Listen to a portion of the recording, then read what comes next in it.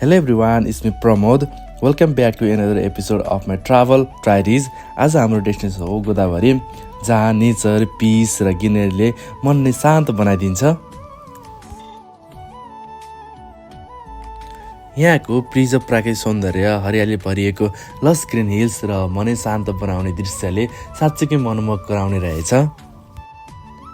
You can C काठमाडौँको क्राउडबाट टाढा यस्तो प्रिजर्भ नेचर हामीले कमै देख्न सक्छौँ।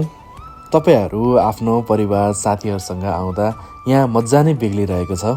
ड्राई पिकनिक लागि नै बेस्ट प्लेस हो यो। फोटोग्राफी र भिडियोग्राफीका लागि यो स्थान एकदमै ट्रुली पर्फेक्ट ठाउँ हो। यहाँको well conserve area, thematic garden र फ्लावरको वाइड भेराइटीले गर्दा प्रकृतिको ब्युटीले अझ स्पष्ट रूपमा देखाउँछ। तपाईहरूले यहाँ Japanese style garden, lily garden, fern garden, rock गार्डनहरू डिफ्रेन्ट ठाउँहरूमा अवलोकन गर्न सक्नुहुन्छ। यहाँको म्यानमेड वाटरफलले यहाँको ब्युटीलाई नेक्स्ट लेभलमा पुर्याएको छ, giving a calm and refreshing touch to the entire place, such a soothing environment. अब हामी नेसनल बोटानिकल गार्डन भिजिट गर्दैछौँ। सन् 1962 राजा महेन्द्रद्वारा इस्टाब्लिस गरिएको गार्डन हो यो। यहाँ नेपालमा पाइने भेरियस प्लान्ट्स स्पेसिसहरूको कन्जर्भेसन, रिसर्च एन्ड स्टडी गर्न सकिन्छ, जसले गर्दा यो ठाउँ नेचर लभर र रिसर्च गर्नेहरूका लागि इम्पोर्टेन्ट डेस्टिनेसन बनेको छ। यो गार्डन आफैमा यति सौन्दर्यताले भरिपूर्ण छ, मैले एक्सप्लेन गर्नुभन्दा पनि हजुरहरू भिजिट गर्दा थाहा पाउनुहुन्छ कति पिसफुल र नेचुरल छ यो भनेर।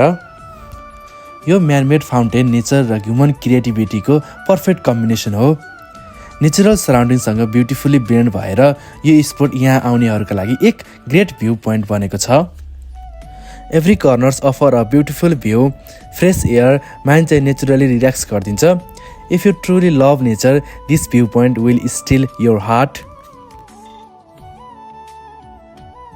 I will strongly recommend this place to visit with your family, friends or with your girlfriend or boyfriend too.